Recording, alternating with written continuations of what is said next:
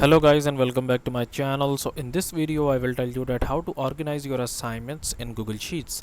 So first of all, make sure to like this video and subscribe to my YouTube channel for more tips and tricks like this one.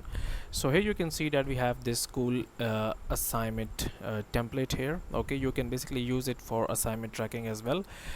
You can just go to this website here where it says spreadsheetpoint.com. You can just go onto the Google here, and then you can type here assignment organizer template Google Sheets, and then this is the first link that you will open, and then you will get this template here. Okay, so basically you can, if you want, you can basically track the assignments in here, and you can basically also organize your assignments as well. Okay, like this one, like this is the first assignments. Here you can see we have the status, which is in progress, subject is in Spanish, type reading, assignment title, details, and these are the final links to the files, and then date given by and due date. Okay, so this is a very good template that you can use to basically track your assignments and also organize your assignments as well. So that's it for this video guys. If you find it useful, kindly like this video and subscribe to my channel, and I will meet you in the next video.